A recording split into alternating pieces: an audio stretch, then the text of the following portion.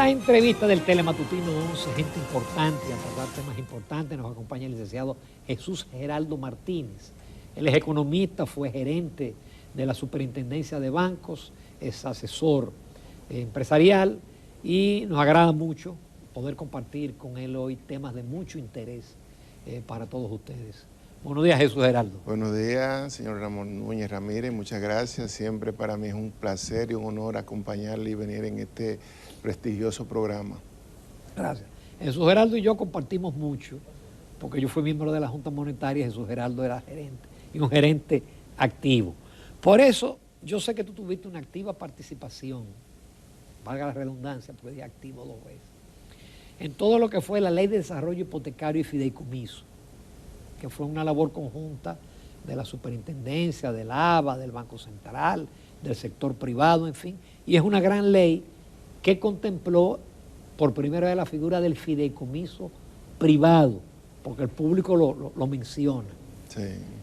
Ahora hay un debate con el proyecto de ley de fideicomiso público, que ciertamente no tenía un marco general, porque la ley de desarrollo hipotecario no lo contempló, porque la idea de esa ley era para el sector privado. ¿Cuál es tu opinión sobre la cantidad de cosas que se está diciendo sobre el proyecto, que no es ley todavía, de fideicomiso público? Sí, hay mucha, con la ley de fideicomiso público, lo que viene es, en mi opinión personal, a transparentar el proceso de los fideicomisos a nivel del Estado que se constituyen. Actualmente hay 13 fideicomisos públicos que están en operación y esta ley lo que viene a institucionalizar y a ser mucho más transparente. Sin embargo, ¿qué sucede? Que esta ley tiene tres aspectos que se ha estado cuestionando, que es el tema de compra y contrataciones, de que va a evadir el tema de que hayan licitaciones públicas, que esta ley va a endeudar más el Estado porque va a haber una deuda administrativa fuera del erario público. Ahí estoy totalmente de acuerdo. Y entonces es una forma de endeudar al gobierno y si al final de la vida del fideicomiso, entonces el gobierno va a tener que asumir, el Estado dominicano, esa deuda. Y otro punto que se le critica a la ley es el tema que los servicios públicos no deben ser privatizados. Sin embargo, yo, de mi punto de vista, primero definir a los amigos televidentes, ¿qué es el fideicomiso? El fideicomiso lo que es simplemente es una figura jurídica, un contrato tripartito entre un fideicomitente, que puede ser el Estado, un fideicomisario, que es el sector privado al que usted le da para desarrollar un proyecto, y un beneficiario. Entonces, el beneficiario puede ser el propio gobierno, el mismo fideicomitente. Entonces, participan tres figuras en un fideicomiso, donde una persona pone la tierra, pone una parte, el sector privado puede poner el dinero y se desarrolla un proyecto. Entonces, en la ley de fideicomiso público es para desarrollar proyectos de intereses colectivos a favor de la sociedad dominicana. Eso significa desarrollar una carretera, desarrollar un megaproyecto, desarrollar una planta eléctrica, desarrollar proyectos donde el gobierno no tiene los recursos y el sector privado pone el dinero. ¿Cuál es el temor de la sociedad? Que es lo que yo percibo. Es decir, el temor de la sociedad que yo percibo es que a nivel de los fideicomisos, los que contraten por el lado del gobierno los fideicomisos, hagan contratos leoninos a favor del sector privado, donde usted le entregue una playa, donde usted le entregue un terreno y el sector privado sea el ganador. Sin embargo, en esa ley que se está discutiendo, hay varios controles. Está la Cámara de Cuentas, está la Contraloría, la Cámara de Cuentas que es independiente, está la Contraloría de la República y está la supervisión de la Superintendencia de Bancos. Es decir, que hay controles para verificar. Si esos controles fallan, entonces el fideicomiso falló, pero hay controles necesarios para evitar esa situación. Sí, por ejemplo, la parte del endeudamiento, la Superintendencia de Bancos lo puede manejar como lo maneja con los clientes, con los bancos, etcétera, pienso yo. No, porque la Superintendencia de Bancos, ¿qué va a supervisar la Superintendencia de Bancos? Que lo que se estipuló en ese contrato jurídico, es un contrato jurídico, se cumpla. Básicamente esa es la función de la Superintendencia de Bancos en la supervisión del contrato. Y lo de la Cámara de Cuentas por igual, y lo de la Contraloría. Ahora bien, En el artículo 6 del anteproyecto, o ya porque ya se aprobó en el Senado de la República, estipula que para endeudarse el fideicomiso debe contar con la aprobación del Congreso de la República. Sin embargo, hay deuda administrativa que no necesariamente que son parte propia de la naturaleza del fideicomiso. A eso habrá que ponerle tope dentro del contrato. Y si se hace un contrato bien claro, bien transparente, con toda la seguridad, no hay por qué tenerle miedo a la ley de fideicomiso público, si se hace un contrato como debe ser. Pero si se hace Revial en su contrato decía que debía cumplir con la ley de contrataciones. Y ayer el director de contrataciones públicas, Carlos Pimentel, dijo que en el pasado gobierno eso no se respetó, que sí que ahora se está respetando. Es un país donde las leyes se saltan, lamentablemente. Es lo lamentablemente. Es lamentable. Es decir, que si se cumplieran las leyes, si se cumplieran las estipulaciones de los contratos, el país no debería tener miedo a la ley de fideicomiso. De hecho, en la mayoría de los países del mundo, las grandes infraestructuras se desarrollan a través del fideicomiso, porque los fideicomisos agregan profundidad al sistema financiero, porque esas se pueden hacer cuotas de participación y las personas pueden invertir. Si se va a hacer un fideicomiso de desarrollo del sector turismo de una zona de Pedernales, las personas pueden invertir en ese fideicomiso como forma de inversión. Entonces, y en toda la mayoría de los países del mundo, así es que se desarrollan los proyectos grandes, no endeudando al Estado a un Estado. Pero ya tu experiencia con el privado, ¿ha servido realmente para el desarrollo hipotecario? Tengo entendido que han proliferado de manera extraordinaria los fideicomisos a tal punto que ya Torres, en la zona del Casco Metropolitano, para darle seguridad al adquiriente, el desarrollador hace un fideicomiso. De hecho, todos los proyectos que se desarrollen de manera privada a nivel hipotecario deberían ser a través de la figura de fideicomiso. Porque ¿qué sucede? Cuando si quiebra el constructor, el desarrollador del proyecto, en el esquema normal, la persona que adquirió un apartamento perdió su dinero. Sin embargo, en un proyecto de fideicomiso privado para desarrollar una torre, si el desarrollador, el constructor quebró, y hay una parte que la puso el banco y usted también compró cuota de ese fideicomiso donde usted va a recibir el beneficio que es su vivienda, su apartamento, lo que se saca es el constructor y se entra otro constructor que asuma la responsabilidad y usted mantiene su derecho. Usted no pierde el dinero. Usted no pierde su dinero en el sector privado. El fideicomiso ha ayudado en la República Dominicana porque una ley, primero una figura que pocas personas conocen, pero usted puede utilizar fideicomiso para administrar flujo, para administrar el patrimonio familiar de su familia, un fideicomiso hereditario, un fideicomiso de salud para administrar el sistema de salud. Usted puede para desarrollar vivienda de bajos costos, para desarrollar, usted tiene un complejo de condominio, un fideicomiso para las rentas de alquiler. Es decir, que la figura de fideicomiso es ampliamente utilizada porque eso es lo que agrega seguridad y además una de las ventajas que tiene ventaja tributaria, pero también tiene ventaja a nivel de que ese fideicomiso está separado de su patrimonio personal y no se lo pueden embargar. Entonces eso agrega muchas ventajas para la figura del fideicomiso. Pero es típico en los Estados Unidos el sucesoral, de que un tipo para no soltarle su herencia a los hijos, allá le llaman un trust. Sí. Y los muchachos lo que reciben es el flujo de rentabilidad, pero no dilapidan el patrimonio. No dilapidan el patrimonio. Claramente, dentro del fideicomiso se estipula la vida del fideicomiso y se estipula cuándo se va a extinguir ese fideicomiso. Recuerden que el fideicomiso lo que es un contrato jurídico, como cuando usted firma un contrato de un préstamo, como cuando usted firma un contrato de alquiler, se estipulan una serie de cláusulas y esa cláusula hay una figura que se llama fiduciaria, que es la que se encarga de velar por el cumplimiento entre que se cumplan esas cláusulas entre las partes. Y entonces en Estados Unidos el fideicomiso hereditario sucesoral funciona bastante. En la República Dominicana va a ser prontamente esa la tendencia, sí. Porque una forma de usted garantizar que ese esfuerzo que usted hizo como padre, como madre, a nivel de la familia, sus hijos no dispendan ese dinero y se mantenga el patrimonio familiar a nivel de la familia. Vamos a hacer una breve pausa porque hemos agotado bastante tiempo. Vamos a hablar de economía y vamos a hablar de banca en unos minutos con Jesús Geraldo Martínez.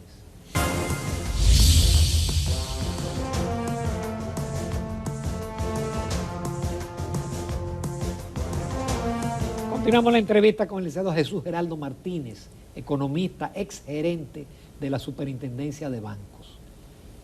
Se sabe que la economía va a crecer, no está el dato, alrededor del 5%, con una inflación alrededor del 7%. ¿Tú tienes alguna proyección, alguna idea? Aunque ya la CEPAL dice que 4.6, el Banco Mundial 4.9. La inflación no sabemos porque depende mucho de factores externos, pero más o menos, ¿qué idea tú tienes, principalmente con estos pronósticos? El último del Banco Mundial que dice que la mayoría de los países van a estar al borde de una recesión en este año.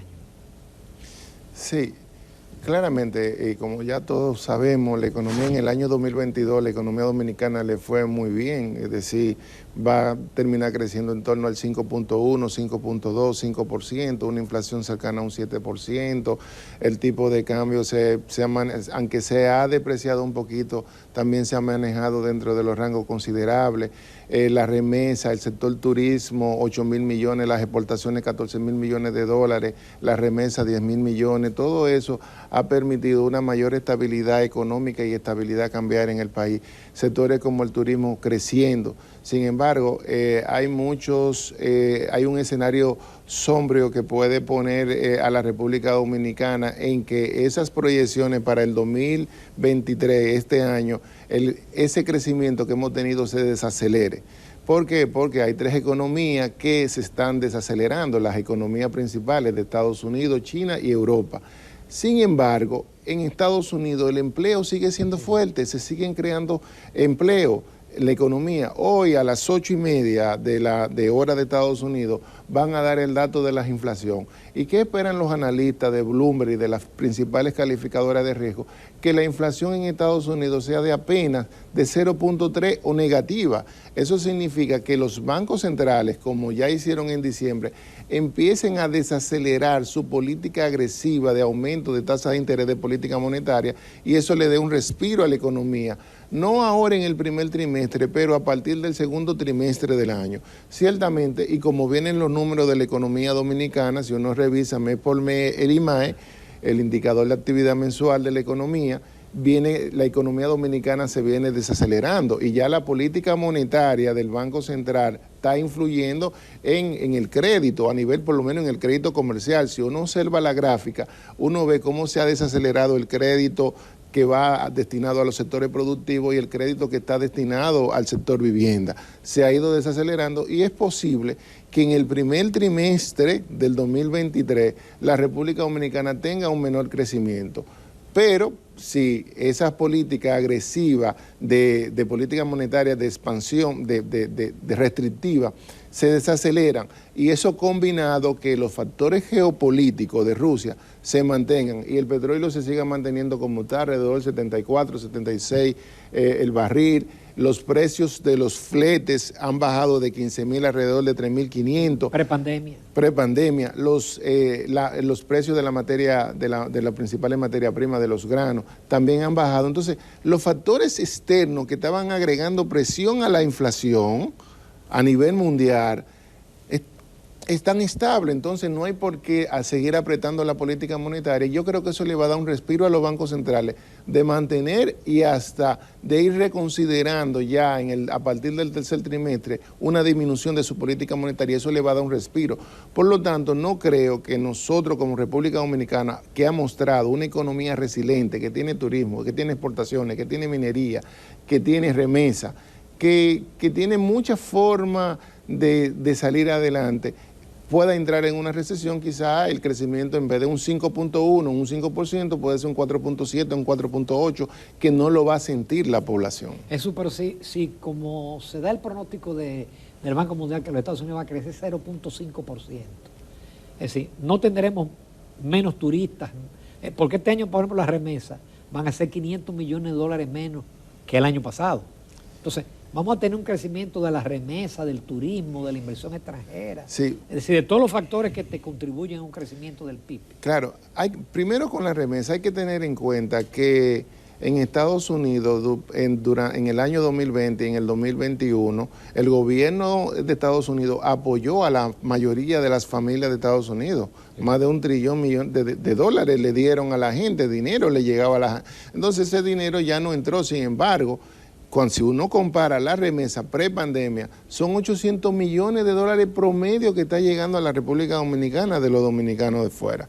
Ciertamente, usted me puede decir, si la economía de Estados Unidos, como han anunciado muchas empresas, empiezan a despedir empleados, eso pudiera afectar el turismo.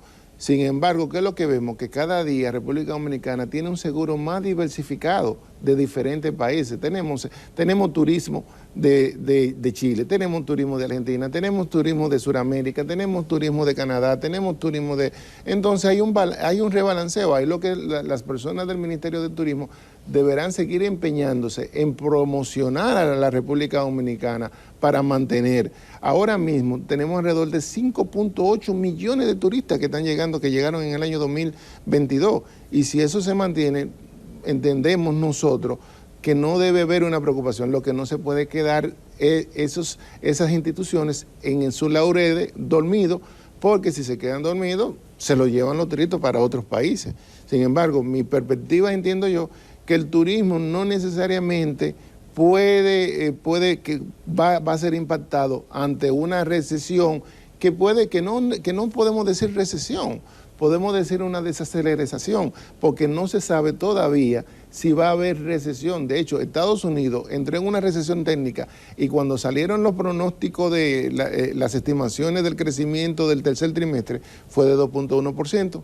Entonces, invalidó el tema de la recesión técnica que había con relación al segundo trimestre. Sí, porque ustedes los economistas dicen que cuando hay una caída del PIB 2 meses, dos trimestres consecutivos, ya se define como recesión. Como recesión económica. Geraldo, ¿y a ti no te preocupa el tema del endeudamiento? Aun cuando el ministro de Hacienda dijo que bajó 2 puntos porcentuales en relación al PIB, el endeudamiento tanto del sector público no financiero y el consolidado que incluye al Banco Central.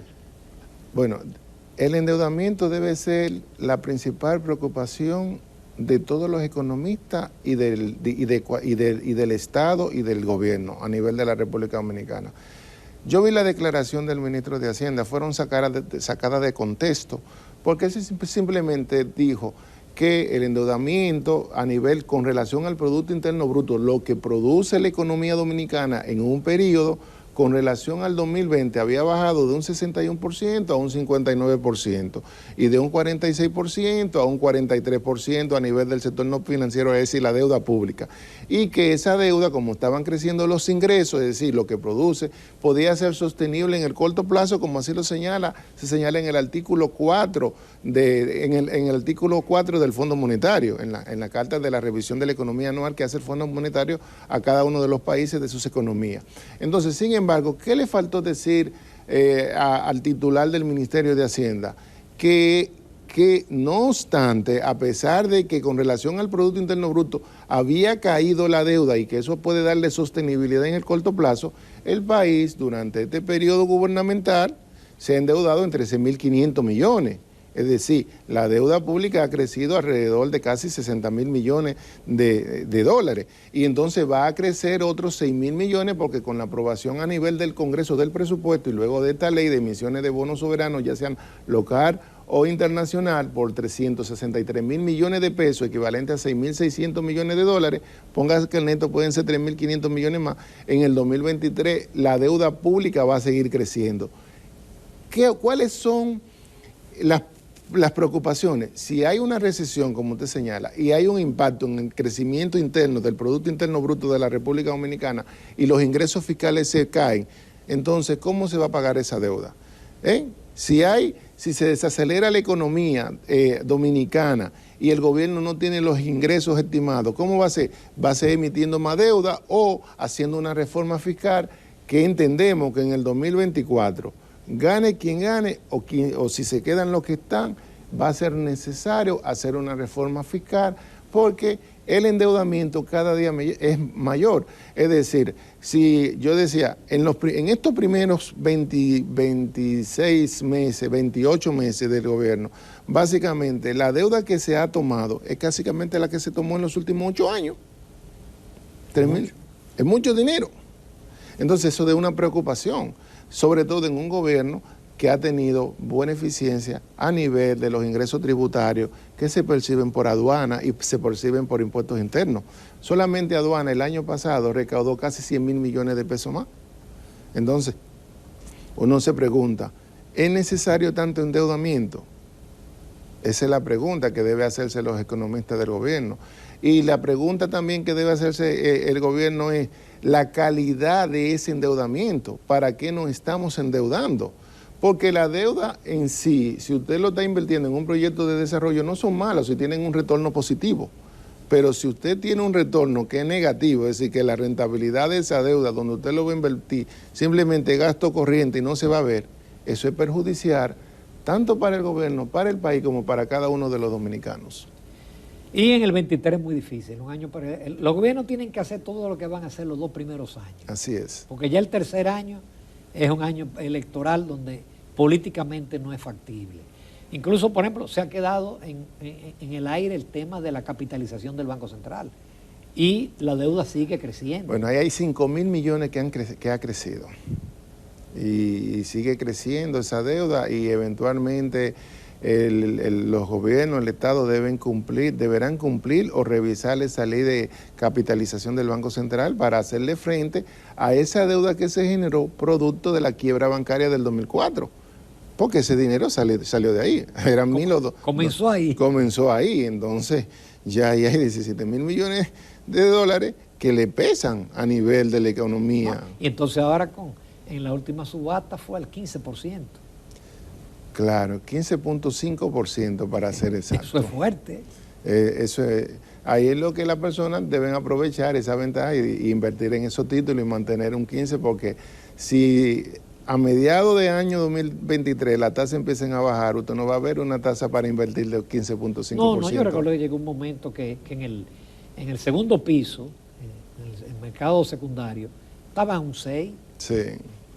Porque las tasas se desplomaron, ¿no? Sí. El ahorro fue negativo, la rentabilidad fue negativa. Finalmente, Jesús Geraldo, a la banca le fue muy bien en el año 22. Sí, a la banca le ha ido muy bien en el año 2022. Los activos están creciendo alrededor de un 12%, 3.0 billones de pesos. La cartera de crédito, conforme a los datos de diciembre del 2021 a noviembre del 2022, la banca colocó alrededor de 203.000 millones de pesos adicionales de crédito, 85.000 millones a los sectores productivos, con una tasa de crecimiento de alrededor de un 12.9%.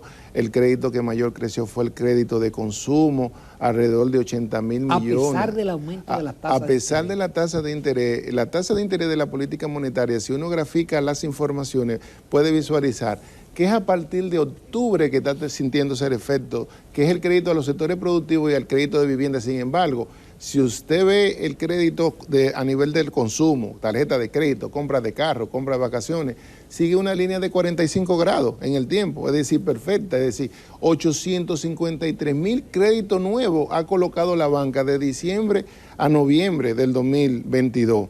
Diciembre de 2021, diciembre de 2021, noviembre de 2022. Eso significa que el efecto de la tasa de interés de la política monetaria sobre el crédito de consumo ha sido nulo. Pero a nivel de los sectores productivos ya empezó a impactarle y eso se observa que se ha desacelerado octubre, noviembre el crédito a nivel de crecimiento, pero va combinado con esa desaceleración que tiene la economía dominicana que ha venido en los últimos meses. Porque ese empresario sí tira su numerito de rentabilidad. Pero el que se endeuda para un carro o para unas vacaciones, no calcula. Así mismo, pero si la banca dominicana termina con una rentabilidad de alrededor de un 24%, casi 60.000 millones de pesos de ganancia. Eso es muy bueno. Y yo siempre he dicho que es bueno que la banca gane dinero. No, que debe ganar dinero, porque ¿quién va a invertir dinero en un negocio que no sea rentable? Tiene ahora mismo las disponibilidades son alrededor de 500.000 millones. Eso significa que eso es casi el 28% del total de los depósitos del público. Es decir, que tiene buenos niveles de liquidez, tiene buenos niveles de solvencia, alrededor del 17%. Los bancos múltiples tienen 14.6% a nivel de solvencia. Y la norma lo que indica es 10%. Es un 10%.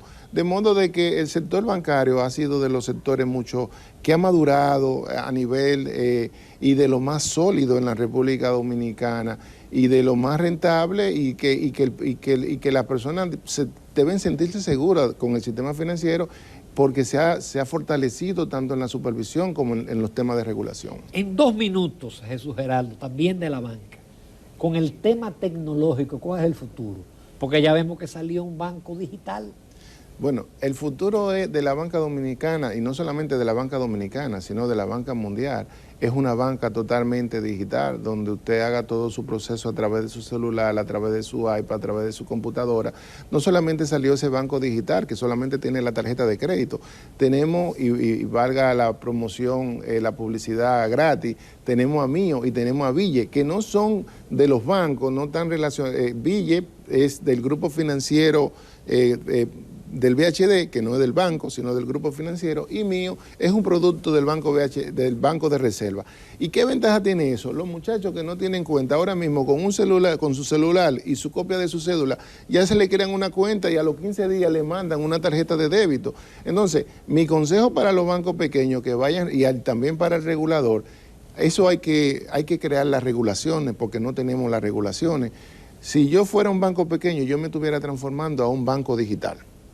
Por la eficiencia, no tengo que tener sucursales, no tengo que tener una serie de procesos y también de requisitos que me exigen de sucursales y con una serie de requisitos, y va a ser mayor eficiencia y va a ser más rentable. Entonces, el futuro de la banca es hacia una banca digital, una educación digital, de que las personas aprendan a usar su celular, a pagar todos sus servicios. El regulador se tiene que poner la pila en sacar las normativas, en crear el marco jurídico necesario para promover la innovación, porque hay apertura, pero el marco jurídico todavía no permite que se avance a la carrera necesaria, porque si no, desde afuera nos van a montar bancos digitales acá y nos van a mandar una tarjeta de débito y nos van a llevar la remesa y nos van a llevar crédito porque ya la banca se va haciendo más universal por estos temas de transformación digital. Magnífico, Jesús Geraldo, yo creo que lo hemos abordado absolutamente todo, de la economía, de la banca, del fideicomiso. Muchísimas gracias. Gracias a usted. Nos vamos a comerciales, amables televidentes. Retornamos a la recta final del Telematutino 11.